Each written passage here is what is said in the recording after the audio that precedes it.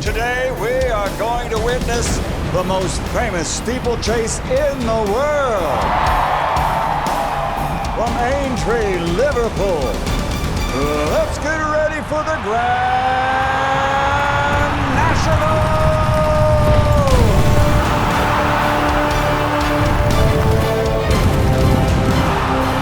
Passionate about sport? Then Betfred! Hello and welcome to our special Grand National show. It's 5:15 on Saturday night. There's 40 horses, there's 30 fences, it's 4.25 miles. There's millions watching. What will be the story on Saturday afternoon? I'm delighted to welcome to the studio Tom Lee and Paul Rickaby. We're going to hopefully talk about all 40 horses for the next hour. It really is the greatest race in the world. Right then, Paul, let's give our ages away. What's your first Grand National memory? Well, I remember, the first one I really remember, 1971 Specify won the race. And I'll tell you why I remember it. I remember backing the horse in the race who didn't get round. I was gutted. And I thought, oh, I wish I'd back Specify, you know, because it was a good price. And the funny thing was with Specify, Fred Ponton, I know Tom used to always go to Ponton's for his holidays, and he owned the horse, and it was like a big story in the day. So I'm sure my age, what's that, 51 years ago? Yeah. Was it the first race you watched? Yeah, first race, I remember. First race I remember. Now, it's Red Rum, and before you say it was the hat-trick, it's 77, that's what I remember.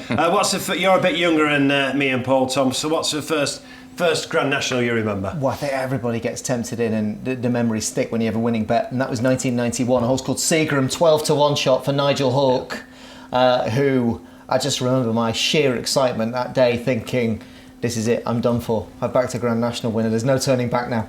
So there's always a story with the Grand National. What will the story be this year? Well, 1981, we had an old Daniti, didn't we? Bob Champion coming back from cancer. We had Party Politics in 1992. We had A.P. McCoy finally winning the Grand National after 15 attempts with Don't Push It in 2010. What will the story be this year? Well, the story last year, of course, was the first female winner of the Grand National with Rachel Blackmore on Manila Times. And that is what Rachel's on this year, Manila Times, horse number 1. No top weights won it since Red Rum. Can Manila Times do back-to-back Grand Nationals? Well, it's a good signal, Mark, that Rachel Blackmore thinks he can, because she stayed loyal to Manila Times. He's £15 higher this year, top weight off 161, but he's been there, he's done it. And actually, trainer Henry de Bromhead making all the right noises, saying, don't worry about his 2 below-par efforts this season. He's come alive ahead of this race, and he has at least an each-way chance at something likely to be a tempting each-way price. If it's good enough for Rachel, why ever not? As we record this, Manila Times is around 11-1. So, look, she's been outstanding. She was a top jockey at Cheltenham last year, and then she finally became the first female jockey to win the Grand National. Well, listen, you've rode the winner of the Grand National. Can you desert Manila Times? You can't, can you, Tom? Because really you're thinking, you know, I've won it. He came alive round the fences. He could come alive again. A couple of disappointing runs though, Tom, hasn't it? This season, Manila Times. Yeah, but don't forget that trainer Henry de Bromhead coming out and saying he's really thriving in his work recently. Yeah. Hasn't been over-raced this season. We've only seen him twice. And crikey, you could forgive the poor fella a couple of fairly soft efforts, given the gruelling exertion that he went through last April to carry her to victory in that historic day. But if he's back fit and firing, we know that he's got this vital winning experience. And of course, the recent precedent, Tiger Roll, 2018-2019, came back and did it again. Could Manila Times? Not impossible. And obviously the weight has really changed in the Grand National. I mean, there used to be a stat, wasn't it? It was Corbière won off 11 stone 4 in 1983, and then you had to go to what? Hedgehunter, just over 11 stone in 2005. Don't Push It, 2010, 11 stone 5. Basically, you had to pick a horse below 11 stone, didn't you, for years? But the race has changed. That's right. I mean, obviously, if you just look through the last few winners, Tiger Roll, 11 stone 5 in 2019. Many Clouds, another prime example, 11 stone 9 in 2015. So you haven't got to go back too far to be thinking that the classier horses with the bigger weights can and do come to the fore. And where do we stand? I hear a lot of people talking about, oh, it's not the same race. It still is, Paul. You know, you're 30 fences, there's 40 horses. You need skill, stamina, and you need bags of luck as well, don't you? Spot on. Yeah, well, listen, you talk about luck, and you've got to have a little bit of luck. I mean, last year we seen Any Second Now, didn't we? Yep. You know, nearly brought to a standstill, Tom. Any Second Now ran a hell of a race, I thought, last year. Yep. Really did, and you're going back there again, but you do need luck in the race, Tom, don't you? Is the truth. I mean, just ask AP McCoy, Clan Royal was going great that year, wasn't it? Yeah. I mean, he did get his winner though, didn't he? Yeah. But he tried his best. Took he a did long get it. time. And listen, JP McManus, great owner, isn't he? Great for the game. Yeah. You know, I'd like to see him do it again. Don't Push It won in 2010, and Don't Push It is a great example why you should take a price. If you're going into a betting shop tomorrow or tonight, pick up the quick slip, whichever betting shop you're going in, doesn't have to be Betfred, whoever you're going in, take the price, because the prices change. Don't Push It on the morning I was working with you, Paul, opened up at 20 to 1, went off 10 to 1 joint favourite. Yeah, so take the price in the morning. Yeah, some money come out the bookmaker satchel that day, didn't it? Yeah, you will always find them type of gambles though, won't you, in a national. I mean, the talking horse this year, coming up the race, has been Snow Leopardess. Yeah. You know, the mare, she's been brilliant, she's won over the fences, and she's a grey mark, and what happens with the grey, people They all get backed. tend to back her, so could that shorten up? Look, it will. And also as well, you know, I don't want to sound patronising, but Snow Leopardess is one of those names that people will latch onto as well, you know. Absolutely no question. The fact that she's a mare, the fact that she's a grey, the fact that she's gone on this fantastic unbeaten Tiger streak, Roll the fact was she's well run and won over the backed. fences. Not just because obviously he had that great form and trained by Gordon Elliott. Tiger Roll was backed because, Tigers, I like Tigers, it's a good name. No, but I'm not patronising anyone. It's true, isn't it? No, absolutely right. Absolutely right. And of course, this is the race that families, office sweepstakes, workplaces, groups of friends, Sunday football teams, the kitty in the local pub, people saying, come on, let's combine, let's back a few. What's the one? And the one that keeps coming to the fore, people always looking, people will be backing Run Wild Fred. They love they love a name in there. Obviously here, but everyone knows a Fred, and there's loads of Freds. They love a name. They love an animal.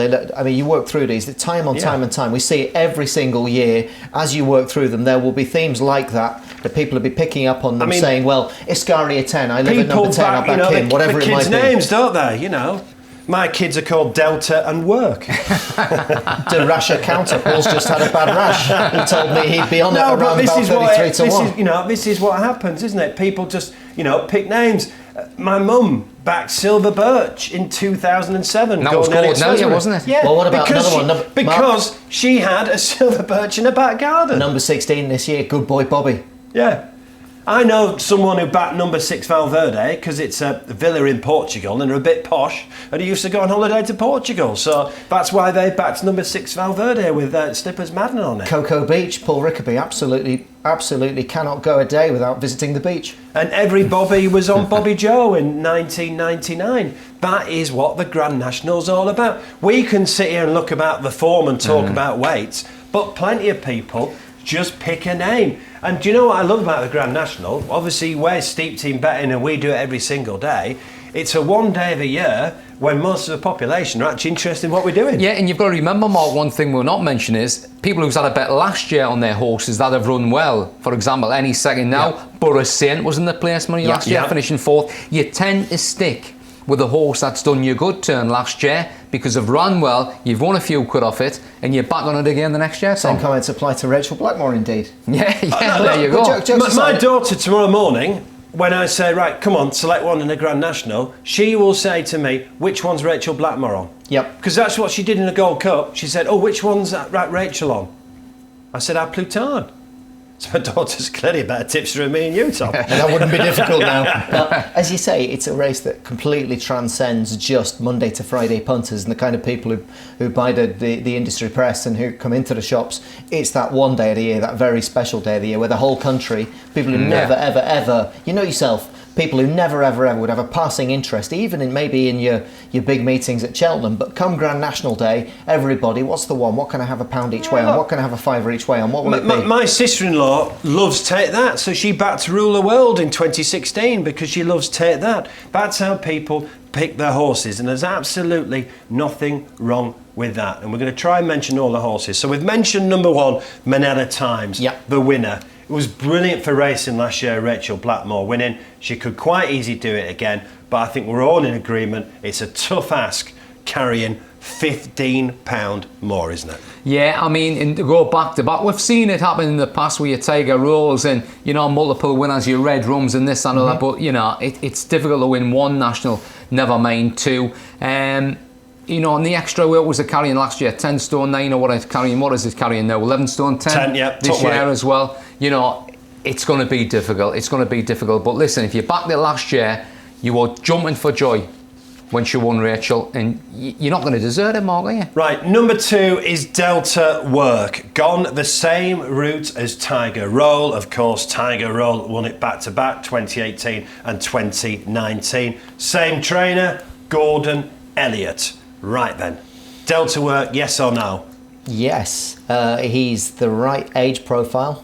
Recent winners have all been 8 or 9 years of age. Yes, he's got a high bags of stamina. Yes, he's got a high rating, but boy has he earned it, because this horse has just been an absolute money spinner for connections.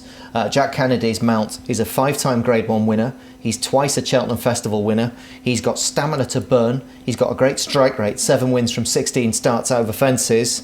And yes, he's got a big weight on his back, but as we've already pointed out with recent examples like Many Clouds, like Tiger Roll, who, as you say, tries to emulate by going the cross-country Grand National route to victory, it can and very well might be done with Delta Work. Big chance. Delta Work, Paul. Yeah, it's a class act, isn't it? I mean, one time we're talking about it as a Gold Cup contender, so it's got a touch of class. I think a lot of people were impressed. We were a bit gutted as well, because it beat Tiger Roll, didn't it, in the cross country? And so, you know, I was gutted because I spotted the party. Yeah. But he's got a touch of class. If he takes the fences, that would seem going close. That's the interesting thing. If you speak to jockeys, they will say they know very early on in the Grand National they're not going to win. The horse does not like the fences because they're so unique. You're all right, they jump on them before Christmas and they might have gone in the top and before, but they're so unique. Now, Delta Work obviously jumps a couple of fences in the cross country, very similar to the Aintree fences. Well, yeah, that's why you just think it's going to suit him. He got into a lovely rhythm, didn't he, Jack Kennedy, in the cross country. And I mean, Tiger Roll travelled well in that race, and we all saw what happened with Tiger Roll, Tom, in the Grand National. He's the truth. He was. So 2 years running. You know, I could see if Delta Work gets round, I could see him being there, could you? I could see him being very heavily involved, maybe even winning. Yeah, let's just clear something up. So online, we're each way 6 places. If you go in your Betfred shop, we're each way 5 places. And if you go in a Betfred shop, just pick up on the quick slips. It's so easy to do. Whatever you're backing, back it each way. And if you finish in the first 5, you will get a return. Each way 6 places online. Right, thumbs up for Delta Work. Right, number 3 has just sneaked in here. Schoolboy Hours. Yeah, well, you know, I think he's got better chances with his other horses in the race, really, you know, Mark. I've watched it a few times run in Ireland, and, you know, it's run a couple of decent races, but I don't know, it just wouldn't be for me, you know, it's as simple as that. I think he's probably had his big day in the sun this season. As Paul said, he's run a couple of crackers this season, notably winning the Paddy Power at Leopardstown at Christmas time. And not only that, Mark, we've seen this theme, particularly on the opening day of Aintree. Horses that were fresh and didn't go to Cheltenham were winning races with only 2 exceptions, whereas Schoolboy Hours went off joint favourite for the Kim Muir.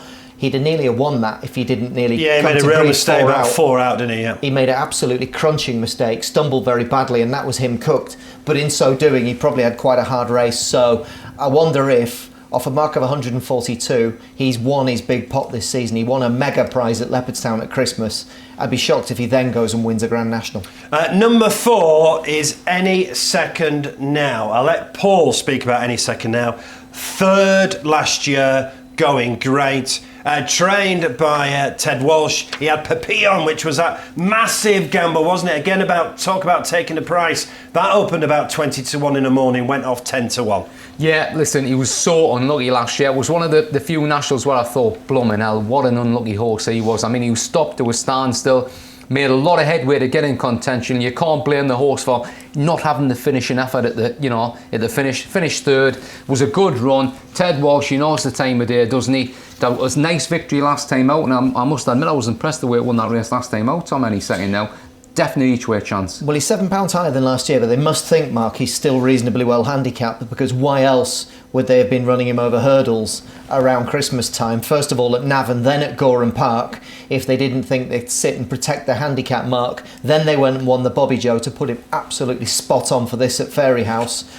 So yeah, any second now. Brilliant run last year, wouldn't have to improve too much to be right in the thick of it. Chance.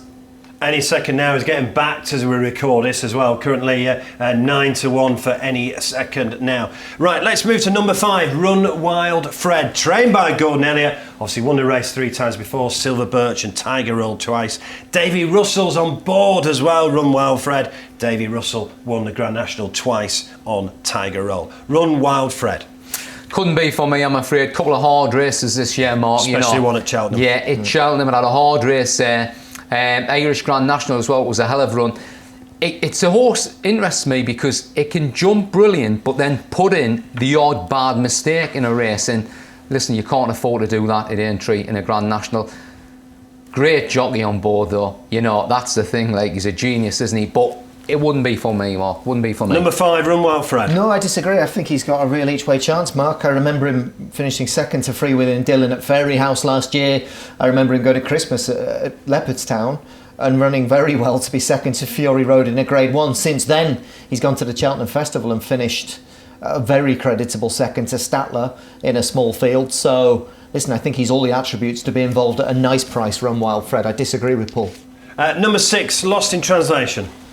Well, Colin Tizard's resurgent has had an excellent season, but this lad not good enough behind Corrick Rambler at Cheltenham. Also bear in mind the stats are against Lost in Translation, who started his season, well, with lofty aspirations, I think it's fair to say, when he won at Ascot in November. Hasn't quite gone his way since then. He is now a 10-year-old. Got to go back a few years to find a horse in the double-figure age bracket winning. Probably not for me, Lost in Translation. Yes, Pinot de Rey was 11 now, not too long ago. He was, but and Aurora's Encore was 11, Neptune Collonge was 11. I hear you. Ballard Briggs was 10, Don't Push It was 10. So it's only been in recent years the double figures have not won. That much is true. Right, so that's Lost in Translation. For Mullins' team, Brahma Bull, incredibly, William Mullins only won this race once, and that was Hedge Hunter. So what about Brahma Bull number 7, Paul? Yeah, been disappointed on his last couple of starts, hasn't it? Pulled up an unseated ride. That had a bit of place form before that. Brian Hayes, he's lucky to get a nice ride on a Willie Mullins horse. It's a big price, and listen, never be put off by a big price. We've seen Mon Momes, we've seen Aurora's Encore. I remember years ago, Last Suspect won at a big price who had no form going into the race. So yeah, you can win it, but get in the frame, you know, it's fifth of the odds, it's 100-1 at the moment, so you're getting 20-1. Yeah, that's it, but a couple of disappointing runs on its last couple of starts, Brahma Bull. But it is trained by the master Willie Mullins, and he's also got number 8, Burrows Saint. And I know Eddie Hemmings, who used to commentate on Sky, this is his charity bet. 2 reasons.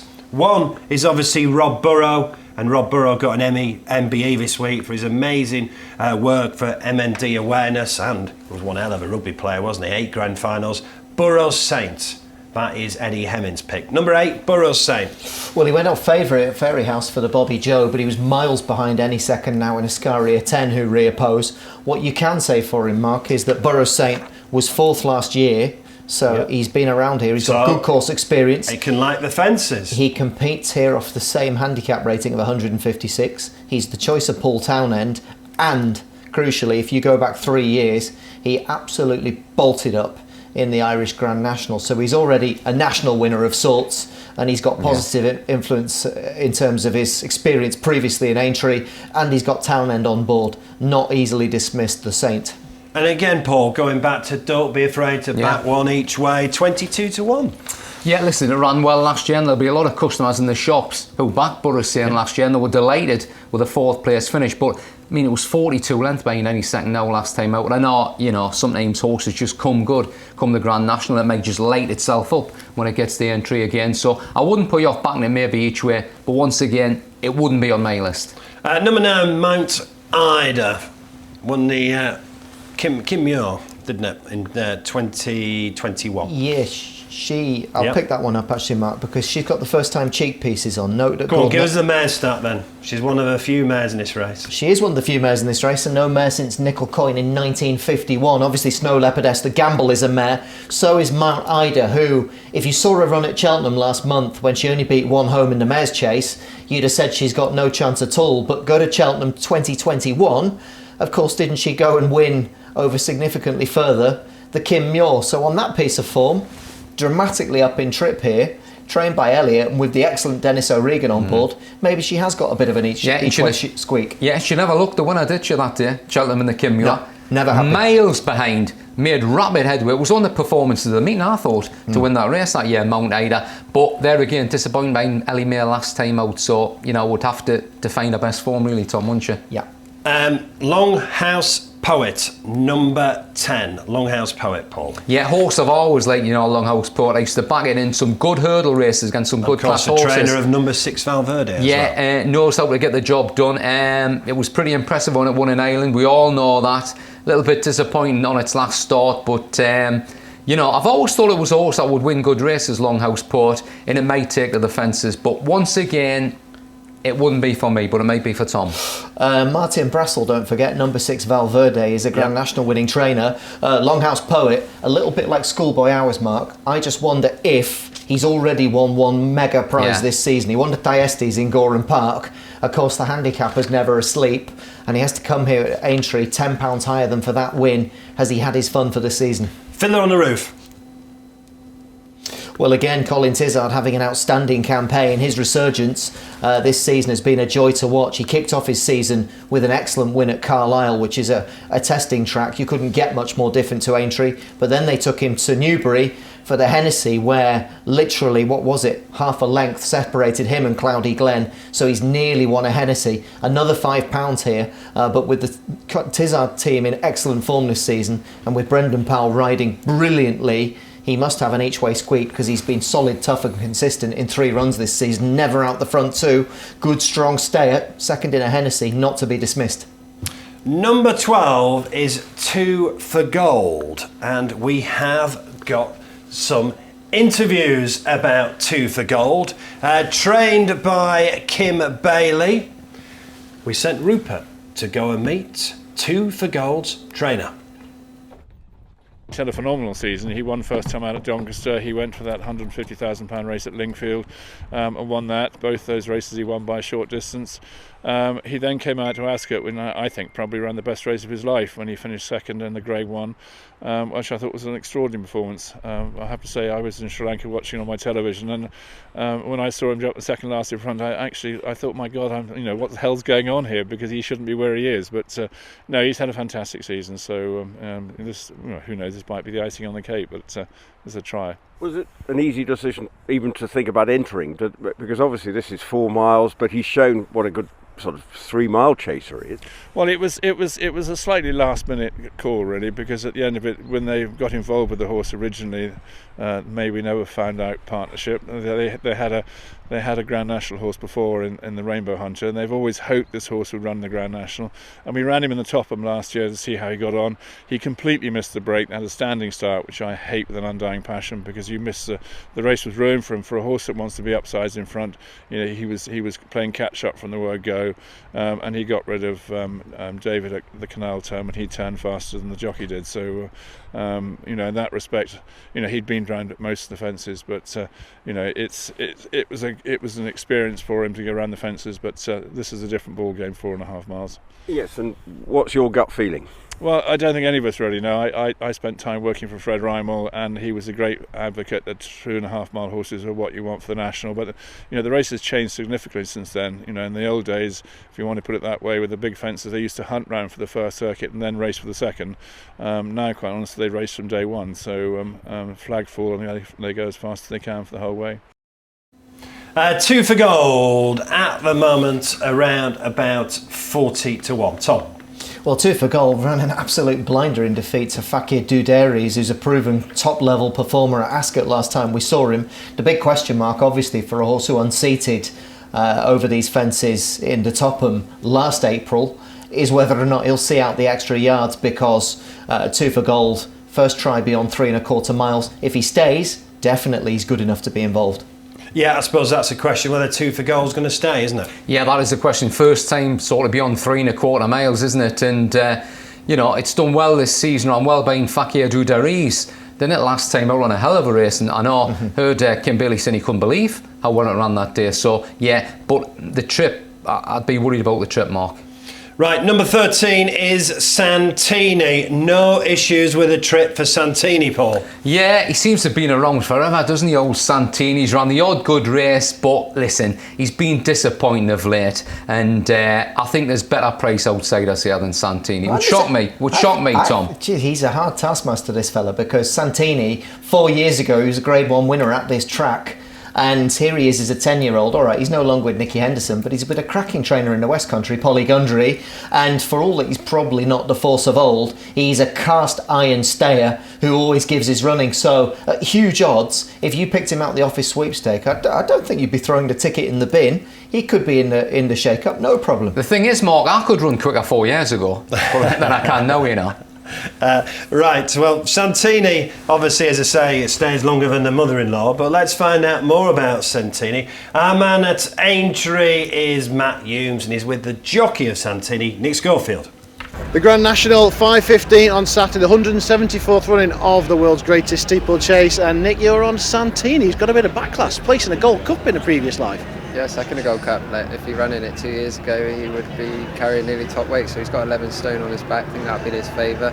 His run in the Gold Cup was respectable, and there's some good horses, and he laid up well that day. I think the 4 mile could just bring out the improvement needed. He's a good jumper on the whole. Really looking forward to it. And what are you thinking? Are you going to ride handy, or will you ride him at the back for a bit of luck? To fix up plans, but as everyone knows in the National, you can't have too many plans. But look, get him into a rhythm, get him travelling, get him jumping, and hopefully his class will be good enough to hold him there. And obviously he's moved to Polly Gundry from Nicky Henderson recently, hasn't he? I mean, he's held his form well. Exactly, and his run with the Chantry House was good level of form, and in the Gold Cup he sort of was, he's not all far behind the main bunch. So I think he'll enjoy only having 11 stone on his back, which he's probably never had, and he's never run over this trip. So he's a great jumper on the whole. So there's a lot of positives for him. A lot of positives for Santini. A word on yourself. I mean, what would it mean to you to win the Grand National? I mean, what the buzz is going to be like in that weigh room before the tapes go up tomorrow? Yeah, I think I'm one of the older guys now. I think I've had 10 goes at it, but finished third one year. That gave me a taste for it. T3 gave me a great ride that year, and I had numerous completions, but no one remembers the placings today, so only myself. So hopefully we can it's a dream, and no one doesn't need no explaining what it would mean to win the race, and we're looking forward to it, and a bit of luck on our side. Hopefully we have a good go. There we are, and Santini, Nick is on in the Grand National, and if he comes back to his best, well, you might see this face on the front page of the National papers. Good luck to Nick on Santini in the National 174th renewal at 5:15 tomorrow. It took AP McCoy 15 attempts, so only 10 for Nick so far. So that's Santini. We're not even halfway. Number 14, Sam Crowe. I remember when Sam Crowe was going to be the second coming the greatest jumper ever. What's happened? Mark, it's a long, long time since he was winning consecutive Grade 1s in Leopardstown and Cheltenham 4 years ago. And now he's international. Third day of the Cheltenham Festival, I watched on with interest as there was a race in Northern Ireland at Down Royal, where Sam Crowe had only 4 rivals. He wasn't even sent off favourite, and he finished third of 5. Not the rise and rise, but the absolute opposite, the descent, the spiral of Sam Crowe, and yet the enigma wrapped within a riddle that is Sam Crowe. It'd be the most Sam Crowe thing ever for him to come and run a race in the National, but he's even more untrustworthy than Paul Rickaby, and that is saying something. How did I know you were going to say that? Paul is trustworthy. He's worked here a long time. He's very, very good.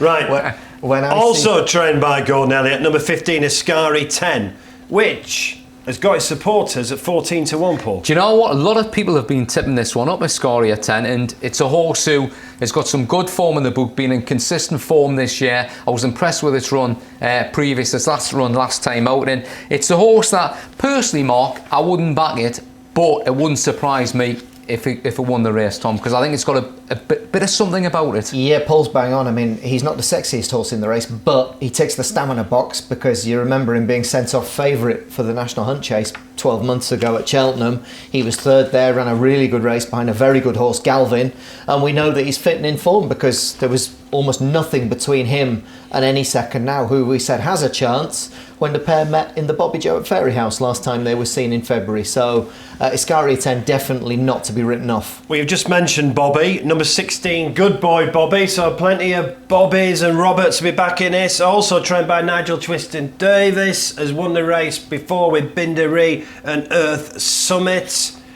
Good boy Bobby, number 16. Yeah, stamina would be an issue for me. You know, it's been running well this season, and you know, if you've been backing it in your local Betfred shop, it's been doing you a good turn on many occasions, but it was disappointing last time out when only finishing 7 to 14 at Kempton, being captain. Or, you know, knows the time of day, doesn't he, the trainer? Jockey I've got a lot of time for, do like him, but for me, I think the trip could be an issue.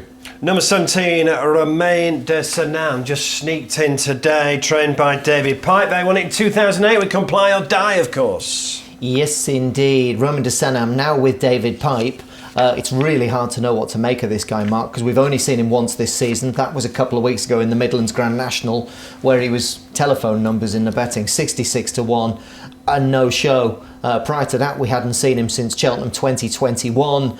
He left the Skeltons, for whom he'd had loads of sport and had been a good horse without being the most prolific in his latter days. So Romain de Sanam, one of those who I think I'd be less than thrilled with had I pulled him out the hat. Number 18, Cocoa Beach, another one for Gordon Elliott. Yeah, well, listen, you might fancy any second now with Scoria, Tenor Burrows saying they all finished out of Cocoa Beach last time out in that Bobby Joe when it was beaten a distance. It had run well on a couple of occasions this season, but for me, you know, it's got too much to make up on them three alone, so I couldn't have it. But it's something at a big price. Could win or could get in the frame. Don't forget, with 6 places each way online, 5 places each way in the Betfred shops. Number 19, De Rasher Counter. Yeah, well, he won the, what's now the Ladbrokes Trophy, the old Hennessy in 2019. Then he went missing, got injured for a year and a half. Honestly, at the moment, even Emma Lavelle working her magic, seems to be a struggle to get the 10-year-old back to quite the level he was at. So definitely something to prove at the moment, and he's now a 10-year-old, the Rasher Counter. And tell us about number 20, Kildesar for Ben Pauling. Tom. Well, he stays over 3 miles very well, but he had a big long absence in his form before we saw him again at Newbury last month. He hadn't been seen since the autumn of 2020, and it was a respectable effort, I think you'd say, at Newbury the last day, but he's going to have to pull out a whole lot more to rediscover the kind of form that saw him placed at the Cheltenham Festival 2 years ago. But I'm coming to you, Paul, for number 21, Discorama. Finished 7th last year. You fancy Discorama again? I do. I fancy Discorama last year. He's a horse I've always liked. Now, it had a wind up in the December before the Grand National last year, where it travelled well and it didn't seem to get home. Now, sometimes I find with these horses that the wind up the first time, there's sometimes better second time after a wind up. So I thought it was a great run last year. It's had a couple of runs this season, finished second at Fairyhouse last time out. Apparently the lad, you know, the trainer Paul Nolan, he's so likeable, you know, he's always got time for everybody. Great bloke, absolutely top everybody man down in Wexford. Yeah. Extremely well liked. I'd love to see him win it, and I think what is it, 33 to 1, Mark? I think you backed it last year. Yeah, I did back it last year, 40 to 1 at the moment. I thought it had a real chance last year. You know, if you look at the stats, the profile, it fits it. I think Discorama could do really well. And let's be honest, if we're talking about names, we all love a disco, don't we? Or at least we used to. We're all getting a bit old now, especially me and Paul. He might still sneak into a disco at the end there. Not a hope. But right then, Ben's number 22, Top Veal Ben. The one thing that would really worry me about this lad, if I wanted to trust him with a couple of quid, Mark, you might remember that back in December he ran over these fences in the same race, won by Snow Leopardess, the Beecher Chase, and he took a very heavy fall. He was a big price that day anyway. Thankfully he got up unscathed and has run 3 times since, including a win at Lingfield Park. Solid effort over hurdles when placed in the Rendlesham behind Holstone the last day at Haydock Park. But the fact that he's tackled these fences and hit the deck would not fill me with confidence. Number 23, I think this has got a great chance, by the way, bought recently by JP McManus, Enjoy de Alan. Yeah, it's got that sort of profile of a horse that could run well, you know. Had a little hurdle spin last time out. I mean, I watch a lot of Irish racing, as you know, Mark, and I've seen this horse produce a couple of good performances. Tom will tell you, one time they just couldn't get it a win. It had a string of places next to its name, and then finally it got off the mark. So I wouldn't put you off this. I definitely think it could be a surprising, could be an each-way player. Number 24 could be an each-way play. 4th in 2018, 5th in 2019. Annabelle Fly. And again, my daughter backed this in 2019 because she's called Annie. Well, she didn't back it. Obviously, I put the 50p each way on for her. It'd be a great story if Tony Martin could come charging back to form with the Grand National win, but time waits for no man, Mark, and number 24, Annabelle Fly, is a veteran now. He's 12 years young, and if you go back to this race 12 months ago, well, he was pulled up and he just arguably isn't the force of old. So I am struggling to make a strong case, even each way, for Annabelle Fly. Number 25 is Dingo Dollar, around about 40 to 1 mark, but Ryan Mania is on board, and of course he won the Grand National in 2013 with Aurora's Encore. Let's hear from Ryan. Yeah, the racecourse gallop last week. He's in tremendous form. As I say, my wife rides him every day, so she keeps him in good order, and he's fresh and he's happy, and on all being well, he's going there in the best form we can have him. You know, we've trained him all year for this race, and yeah, it's very exciting to go there again with a real live, realistic chance. Even though it is a national and anything can happen, but you know, I know he stays a trip, and he's had to go around the fences before, so he knows what to expect, and yeah, it's exciting to go down there with a chance. Could you liken him to Aurora's Encore in any way? They're actually similar in the way that they jump, because they don't give them too much height, which is great for around there, because you don't want to be jumping them too big, because they're big, they're huge big fences, and if you're landing steep, that's usually what causes the falls. And Aurora's Encore didn't give them too much height, and sometimes he was a little bit ignorant, which wasn't great, but he got away with it. And Dingo Dollar's much the same. He only just he jumps what's there, and I think that'll stand him in good stead, and yeah, so in that respect, they're quite similar, and also quick enough to win over 2.5 miles. You know, he's won over 2.5. He's obviously got the gears, got the speed, and Aurora's Encore was the same. So yeah, they're not completely dissimilar. And that was often said, wasn't it, years gone by, that the 2.5 mile types are the ones that benefited at Aintree. The perfect blend of speed and stamina that's required. Yeah, exactly. Look, it's not often you get something quick enough to win over 2.5 that stays the 4 miles, but they are the ones that do come there and run the best races, because you've got to have speed to be able to lay up with a gallop, and obviously the stamina is key. So that if you're looking for something else to back, that's maybe where you want to start. You see, is it quick enough to win over 2.5? Yes. Well, does it stay? Yeah. So look, we tick the boxes, and looking forward to seeing what happens. Aurora's Encore in 2013, 66 to 1. Ryan Mania. This shows how tough the life is as a jockey. So on the Saturday, Ryan Mania won the Grand National, obviously the greatest achievement in his career. And the next day, he had a bad fall and airlifted to hospital, Tom. It just shows these fellas and ladies put their lives on the line every day. Well, give me any other profession where you're followed by an ambulance in your day job every single time you go out to perform, and actually for a pittance. I mean, a jump jockey, the standard fee, whether they finish first or last, and whether they ride the best horses or the worst ones, is something in the region of £170 a pop, which might sound a lot. Yeah, about contrast, winning the Grand National the next day, airlifted to hospital. Well, astonishing, and actually Ryan Mania deserves extra credit because he had years away from the sport, and yet he's come blazing back, I would argue, riding even better than previously when he was riding Grand National winners, 33 wins this season, and in Dingo Dollar he's got a partner, both as a trainer, Sandy Thompson, who's going extremely well, but also in Dingo Dollar, you've only got to go back 12 months to find him finishing second in a Scottish Grand National. So he's got all the stamina, he's only run 3 times since, and he's not a full-on hope. Because whatever people say about this race now, Paul, you still need stamina, because it's 4.25 miles, and Dingo Dollar ticks that stamina box. Yeah, and listen, that's a similar profile of Aurora's Encore, because second in a Scottish Grand National, Aurora's Encore, I backed it. I told everybody I thought Ryan Mania was my underrated jockey, so you know, I really do think a lot of Ryan Manning. I think he's a very, very good jockey, and he's been round there, he's won the race, and that's important. You give that a peach of a ride that day. And Dingo Dollar's talented on its day, so listen, it's another horse I definitely wouldn't put you off back in each way. Agreed. Number 26, Freewheeling Dylan, Paul. Yeah, well, this is a story, wasn't it? When I won the Irish Grand National, I'll forget it. The yard were all on, Tom, 150 to 1. Incredible They were scenes. loving it. And I mean, I couldn't believe that it won that race, to be fair. But they were saying, hey, we fancied it. We thought it would. Now, is he the most consistent horses, Tom? Probably not. Well, you've only got to look at the fact that his two most recent form figures are letters and not numbers to tell you that he's unseated and pulled up the last twice, and he's £10 higher than that glory day, 150 to 1 mark in Fairy House, and yet he did it really nicely. There was no fluke about it. He hasn't won since, and maybe that was his big day, but even so, what a story for Dermot McLaughlin and Ricky Doyle. Number 27, Class Conti for Willie Mullins. Did get round last year, but finished 15th. Yeah. Probably got to set off now. He was beaten 129 lengths. This season he's finished, pulled up at Leopardstown in the Paddy Power behind Schoolboy Hours. They took him to Gorham Park for the Thyestes, where again he was only mid-division, and then he ran at Naas the last day, where he beat only one home. I'm struggling, even with the genius, the master Willie Mullins pulling the strings, to see Class Conti staging a revival.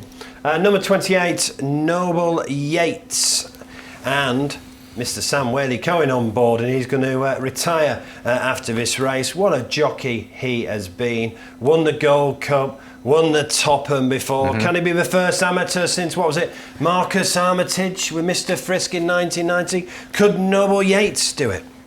Well, I've got a lot of time for the trainer because he knows the time of day, but, you know, ran 9th in it at Cheltenham. Yeah, Sam Whaley Cohen, he knows how to get round the fences. We've seen it in the past on many occasions, but I'm afraid I couldn't have it. You know, it's got some good form. The book was second to Hoy Senor, wasn't it, as well? So, you know, that's the hell of a run. When Paul says Emmett Mullins knows the time of day, that's a little bit like saying the fella who invented the cuckoo clock can just about read a watch.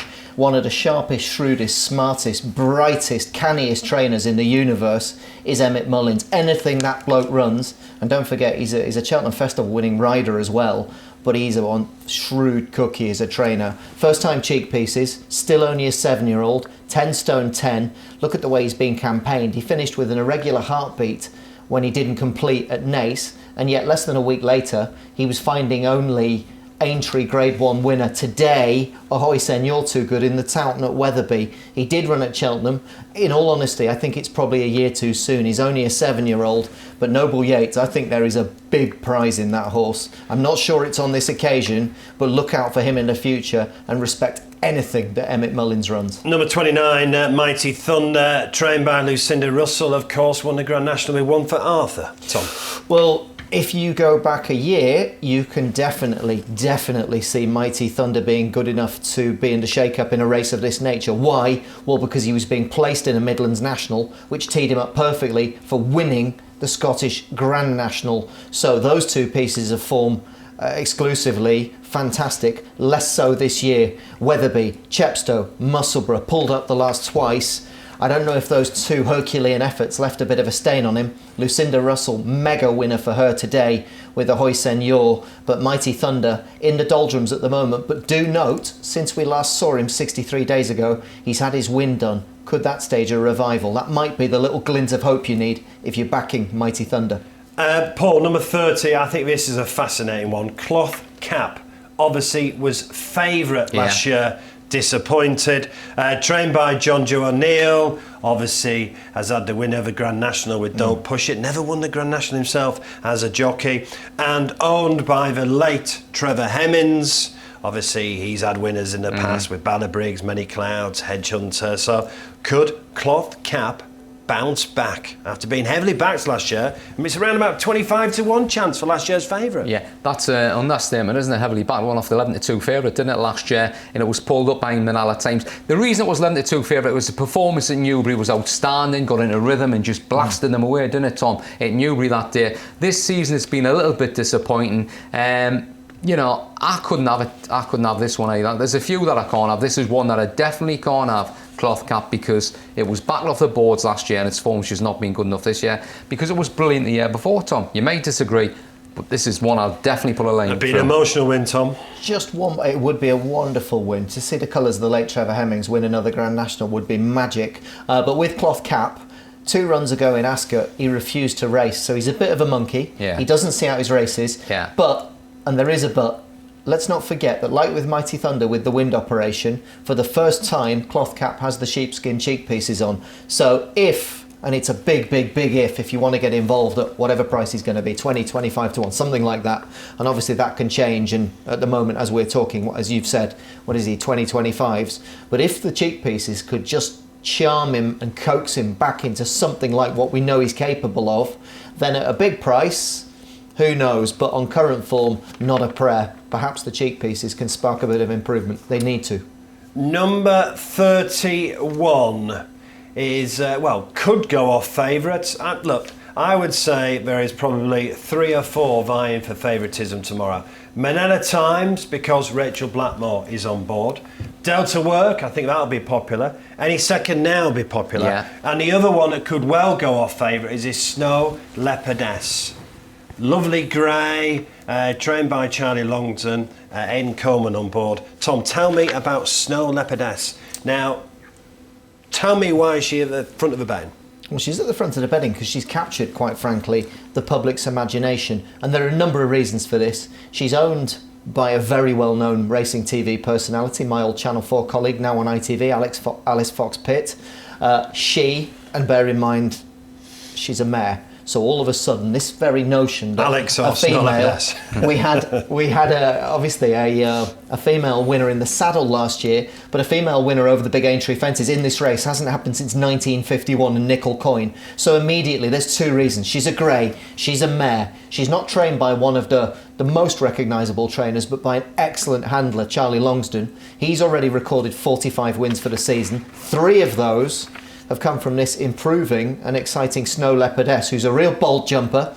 She started her season in Bangor-on-Dee, then she tackled the big fences at Aintree where she won, and she did it with a flourish, and then she confirmed that impression by winning in February at Exeter. So she's neatly weighted, she's eye-catching, and she's just got this very, very unique profile that she brings into the race that I think quite simply has captured the public imagination. It all stacks up. Not only has she got a chance, but she's an immensely likeable runner that people, probably if they didn't have a bet, they'd like to see her run well as a little bit of a public favourite. Paul, tomorrow morning I think we could be 10 to 1 the field for the Grand National, and I would suggest Snow Leopardess and Manila Times are going to be battling for favouritism. One because Rachel Blackmore's on Manila Times, and Snow Leopardess. Yeah, well, if you look at Snow Leopardess, it looks the part, doesn't it? Snow Leopardess, and it's got the form figures to boot as well. And I think you're right. I think it'll be tight between those 2 for the market leader. If you said to me, Paul, give you £1, what would you put on? What will go off favourite? I'd slightly favour Snow Leopardess. Yeah, I think it would be more money for Snow Leopardess tomorrow. I think Snow Leopardess could well go off favourite tomorrow afternoon. Right, number 32 is Augusta Gold. Jockey Danny Mullins has made a real habit of winning these big races, and in Augusta Gold you've got a horse who you've got to go back quite a long way to find peak form. You're sifting back to the Punchestown Grand National trial of 2020 when Mags Mullins, not Willie, was doing the training.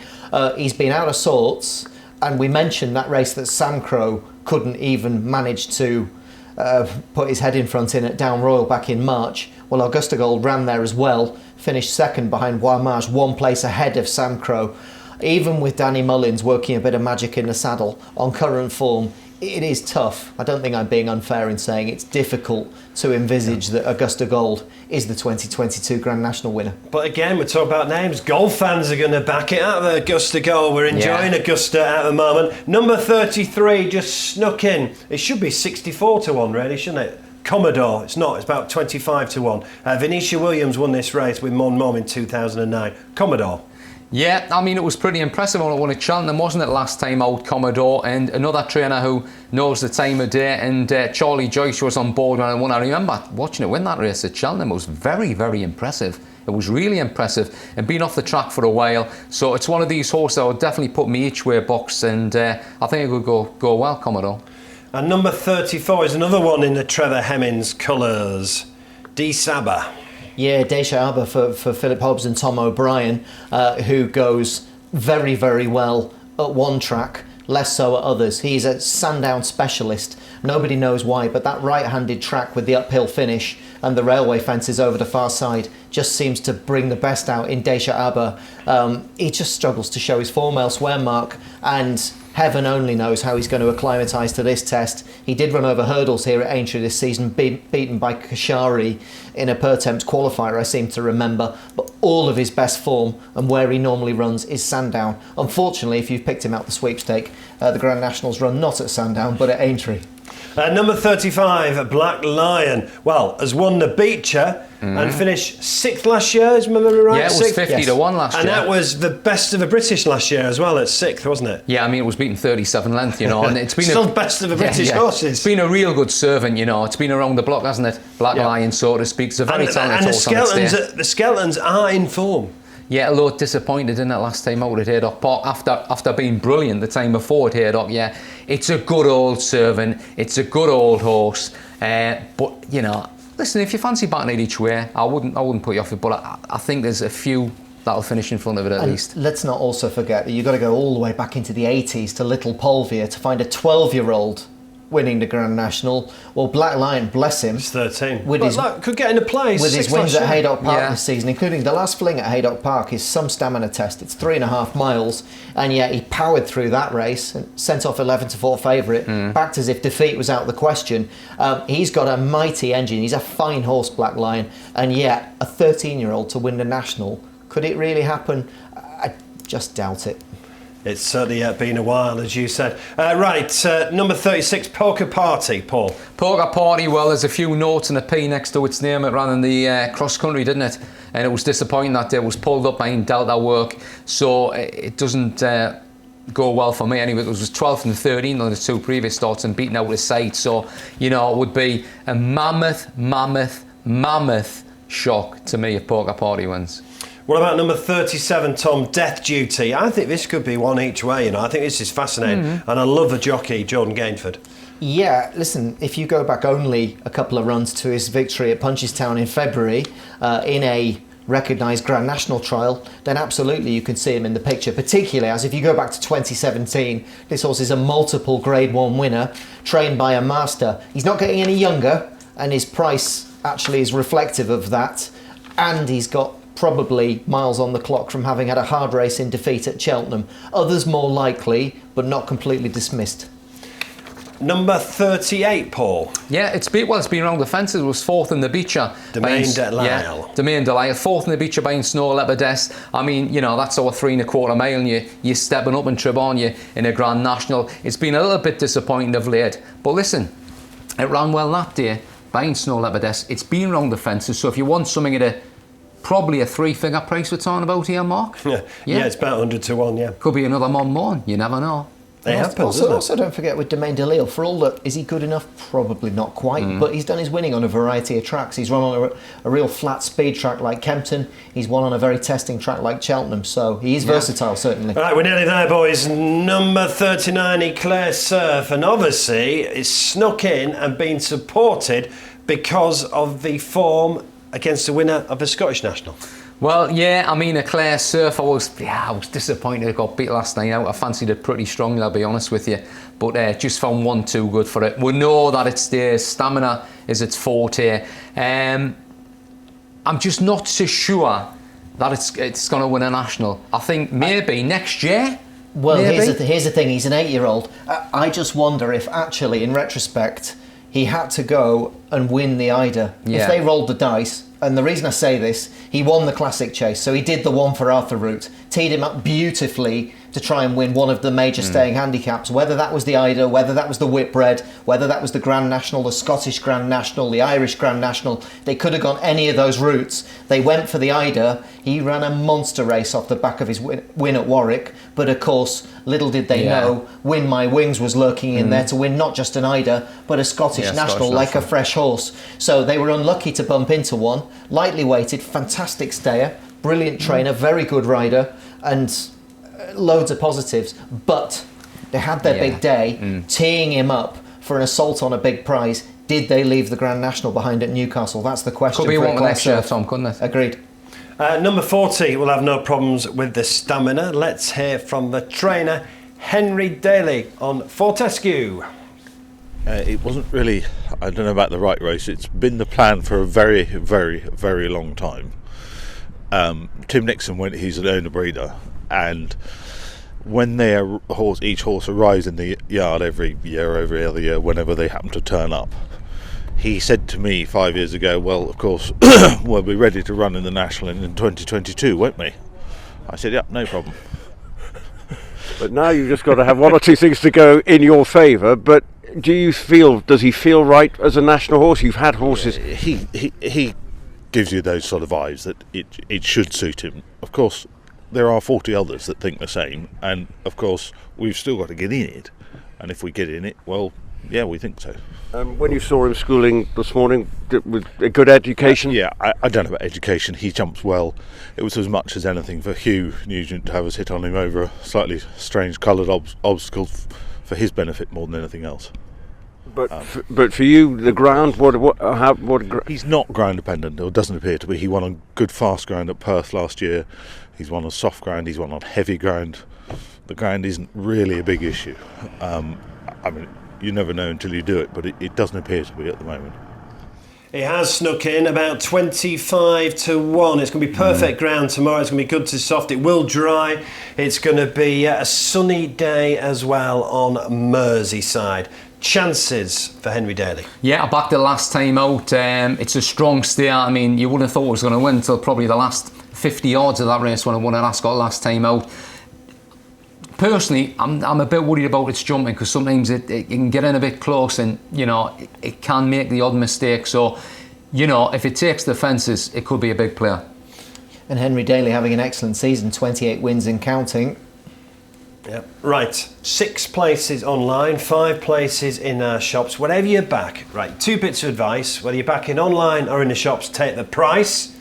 Because look, we mentioned Don't Push It, that was 20 to 1 in the morning, won at 10 to 1. Papillon was a huge gamble, 20 to 1 into 10 to 1. So take the price in the morning, and whatever you back as well, back it each way. Back it each way. And if you're backing each way in the shops, you'll get a return if it finishes in the first 5. You're backing it online, you'll get a return if it finishes in the first 6. And we've had some big price winners, haven't we?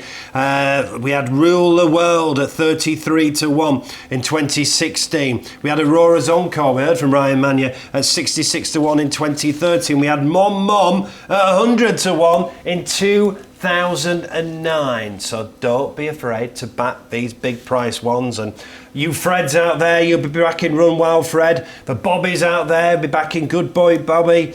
Us disco fans will be backing Disco Rama. Ben's out there, we're backing Topville Ben. Us Northern Monkeys might back Cloth Cap.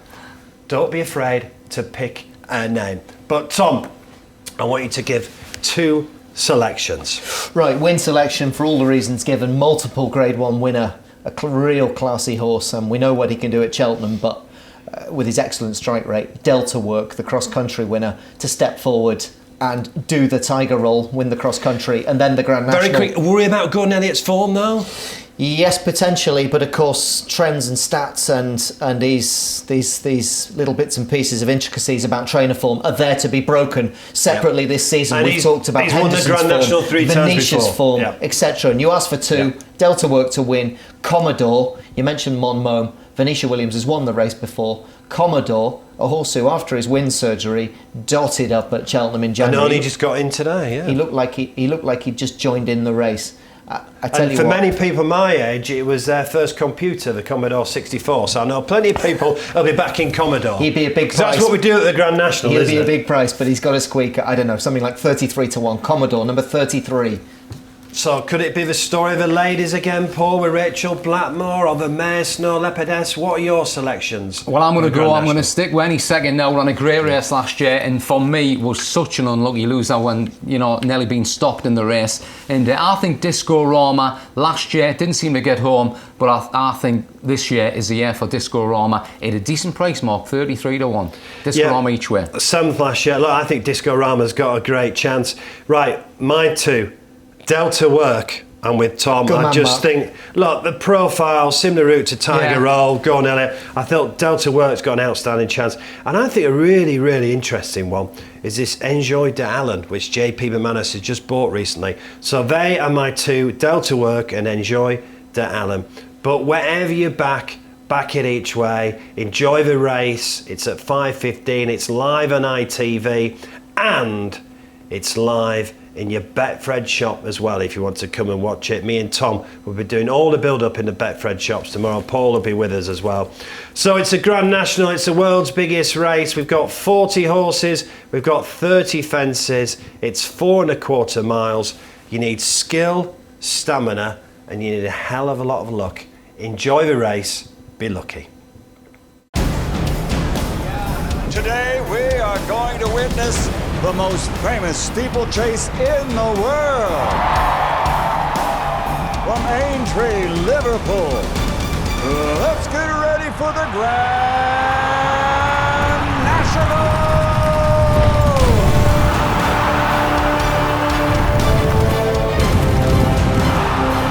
Passionate about sport? Then Betfred!